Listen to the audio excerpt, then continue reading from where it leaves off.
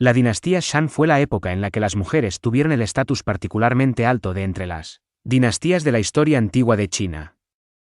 Aunque por abajo había esclavas y sacrificios humanos femeninos en ese momento, por arriba, las mujeres podían ocupar cargos oficiales, dirigir el ejército y presidir ceremonias religiosas. Se debe destacar que no se trataba de un caso excepcional de una o dos personas, sino un fenómeno común de esa época.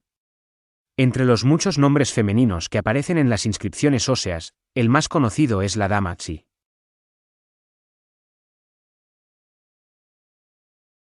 Según las inscripciones, a menudo vemos al rey Shan Wuting, o guerrero Ting, dando órdenes a la dama Xi, pero debido a que algunas inscripciones están incompletas, no sabemos cuál fue la misión. Por supuesto, también podemos encontrar otras inscripciones que tienen un contenido relativamente rico. A través de ellas podemos ver que las misiones militares de Xi son muy diversas. Si hablamos de las misiones pequeñas, son como ir a atrapar a los Qian.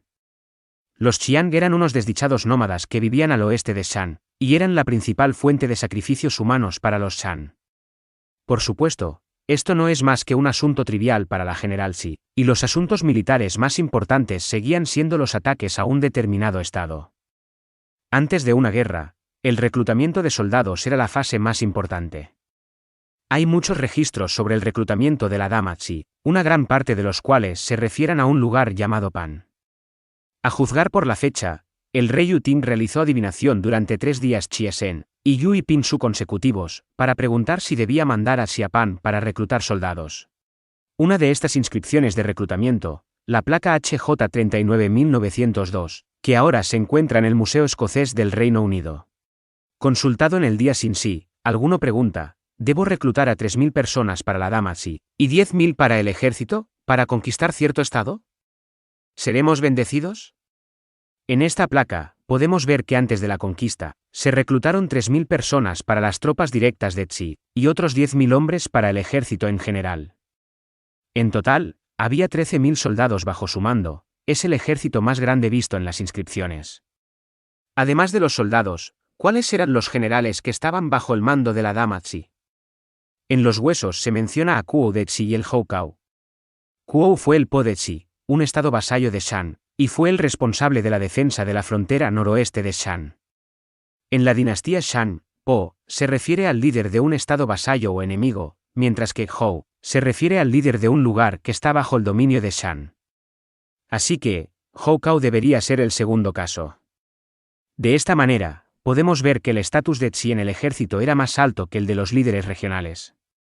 Como tenía subordinados, les daría órdenes. No hemos visto muchos registros sobre esto, por ejemplo, podemos encontrar uno en HJ 6568. Consultado en algún día, Chue pregunta, ¿la dama Xi ha de enviar a alguien a Me? ¿Dónde está Me? Algunos investigadores creen que estaba situado al este del actual distrito Me de Shanxi, al norte del río Wei. Echemos un vistazo a las guerras principales en las que participó la dama Xi. Según las inscripciones, en las operaciones para conquistar Tu, Yen y Chie, todas contaron con la participación de Xi. Veamos el mapa. Los Tu fueron un pueblo nómada del norte de Shan, ubicado al este de los Qiong, a menudo hostigaban las fronteras de Shan, y su papel fue similar al de los hunos de los periodos posteriores. Los Yen se encontraban en el centro-este del actual Shandong y la cuenca del río Huai en Jiangsu y Anhui. Los Chie se situaban al sur de Shanxi, una región importante en la expansión de Wuting hacia oeste. Tuvimos la suerte de poder ver una placa que está relacionada con el plan de la batalla contra los Chie, HJ 6480. Consultado en el día Xin Wei, Shen pregunta, ¿la dama Xi lleva a Kuo de Xi a conquistar Chie, a de lanzar el rey un ataque desde el este? ¿Caerá el enemigo en la emboscada de la dama Xi? Pregunta, ¿la dama Xi lleva a Kuo de Xi a conquistar Chie, no ha de lanzar el rey un ataque desde el este? ¿Caerá el enemigo en la emboscada de la dama Xi? Oíste bien, esto fue una emboscada. El plan fue muy probablemente que las tropas del rey Wuting atacaran desde el este, y las tropas de Kuo avanzaran desde el norte, empujando al enemigo hacia el círculo de emboscada establecido por Xi de antemano. Si hemos entendido correctamente las palabras, es muy probable que esta fuera la primera emboscada registrada en la historia de China, y su protagonista, una mujer, la dama Xi. La dama Xi dirigió un gran ejército, conquistó varios territorios. Pero no olvidemos que también tuvo otra identidad, es decir, la esposa del rey Utin. Como una de las muchas cónyuges del rey Shan, por supuesto, también tenía la responsabilidad de heredar la familia real. Con respecto al tema de embarazo, lo primero que podemos ver es que Utin preguntó repetidamente a los antepasados y a los dioses si podrían tener hijos.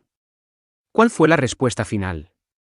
Por ejemplo, en HJ 94 fue: el rey pronostica y dice, sí podrá tener hijos, pero se debe realizar la ceremonia de exorcismo.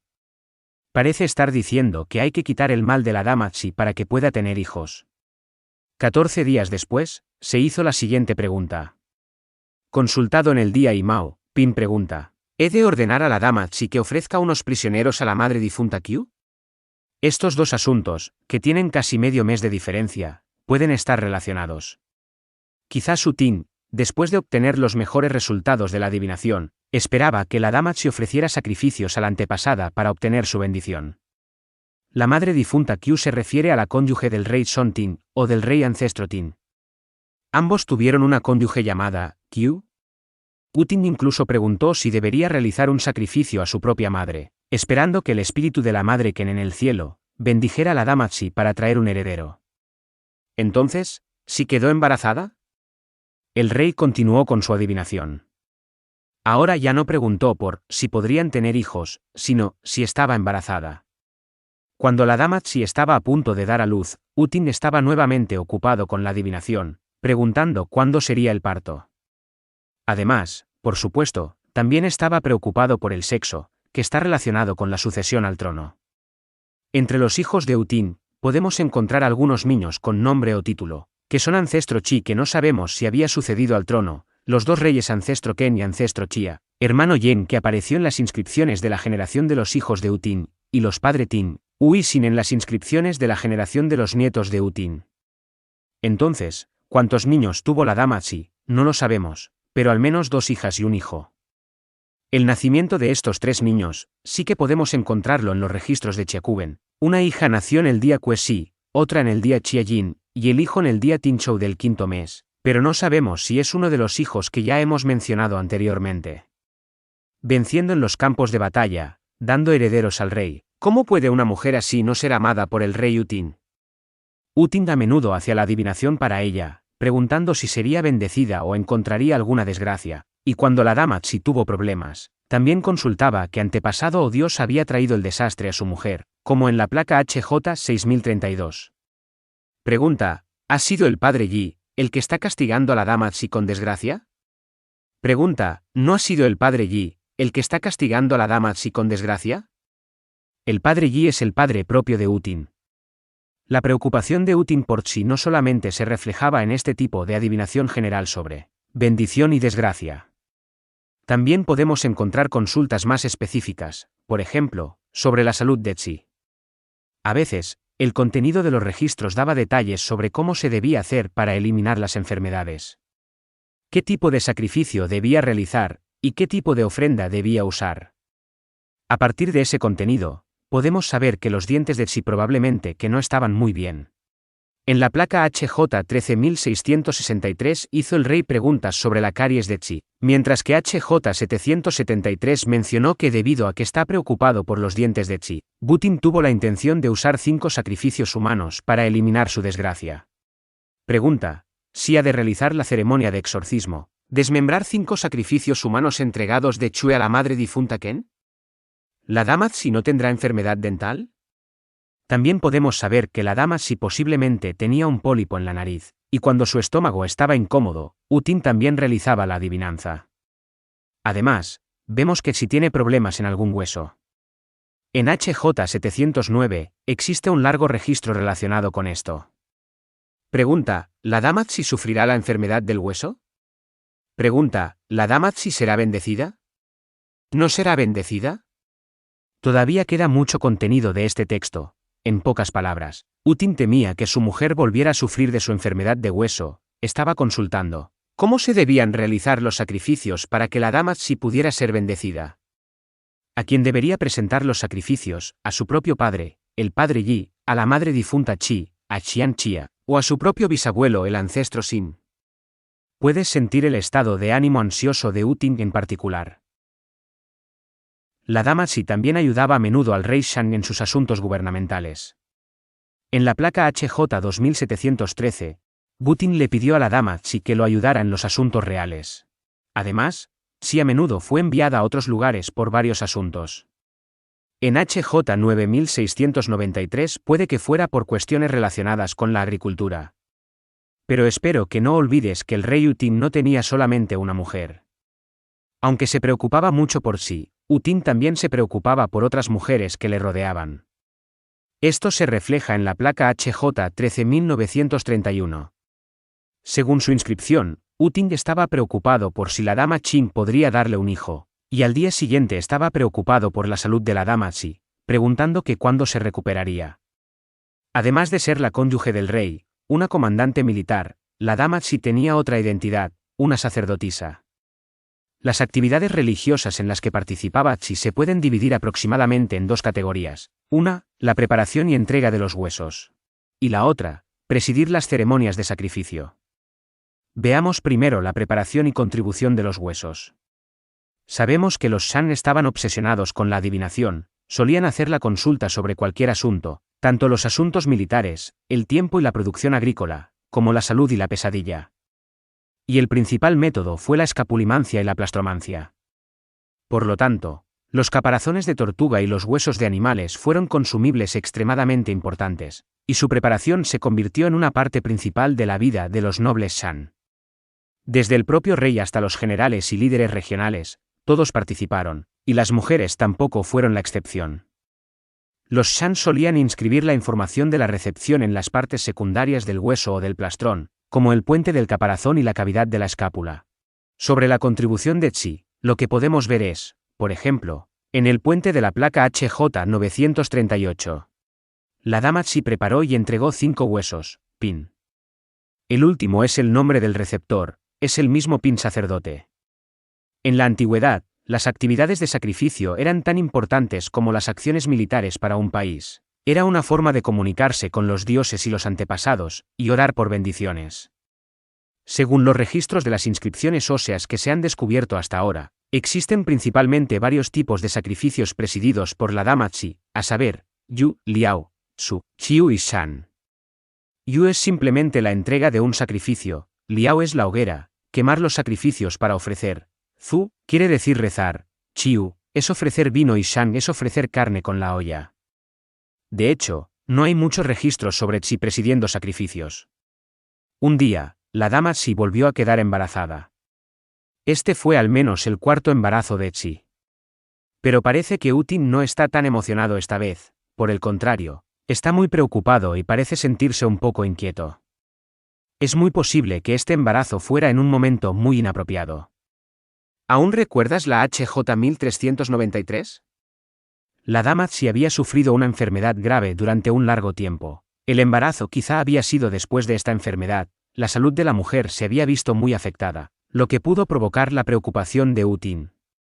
Afortunadamente, el periodo de embarazo transcurrió sin problemas y ya estaba a punto de dar a luz. Utin hizo adivinación nuevamente. Consultado en el día Yen Yin, Shue pregunta, la dama Tsi está a punto de dar a luz. ¿No será un niño? El rey pronostica y dice, después de la ceremonia de Ni, no será un niño, incluso si será un niño, tampoco será afortunado, en algún lugar. Incluso si será un niño, tampoco será afortunado. ¿Qué significa esto? Lo que sucedió después también quedó registrado en 4 palabras. Yu Xinai Si, como resultado de la adivinación, falleció.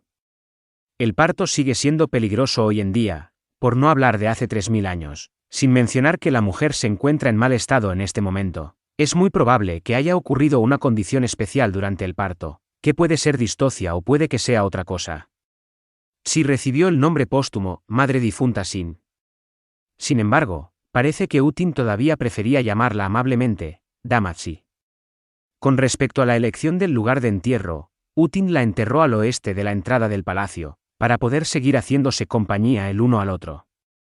Había 1928 objetos funerarios enterrados en la tumba, incluidos 755 de jade, la mayoría de los cuales eran joyas utilizadas por Tsi.